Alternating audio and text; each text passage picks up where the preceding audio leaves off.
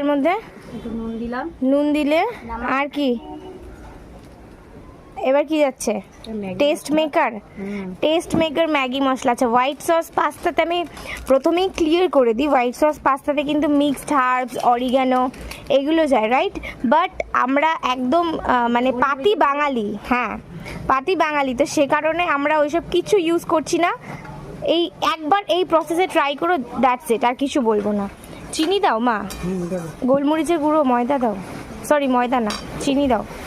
ওকে, এর মধ্যে কিন্তু একটু সুগার অ্যাড করতেই হবে, কারণ অতটা না, ব্যাস ব্যাস। ওকে, এবার সব কিছুকে আবার ওটা দিয়ে করো, আবার ওটা দিয়ে করো, ডেলা থাকবে। হ্যান্ড উইস্ক দিয়ে কিন্তু আবার সব মিলিয়ে নিতে হবে, হ্যাঁ। আর এদিকে সব ভেজিটেবলগুলো কিন্তু ফ্রাই করা হয়ে গেছে, ওকে, মানে সতে করা হয়ে গেছে। ওকে, এর মধ্যে এবার কি অ্যাড করছো মা?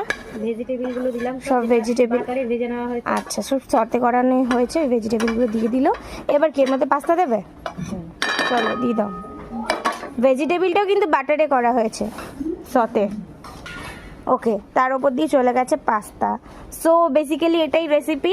একদম লাস্ট ফিনিশিংটা তোমাদের সাথে শেয়ার করছি। কি দিচ্ছ মা এবার? Chilli flakes. চিলি ফ্লেক্স, এটা কিন্তু একদম হোমমেড চিলি ফ্লেক্স। সো চলো পাস্তার একটা লুক নিয়ে নিই।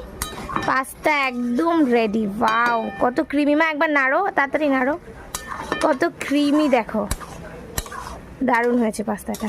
সো চলো, টাটা।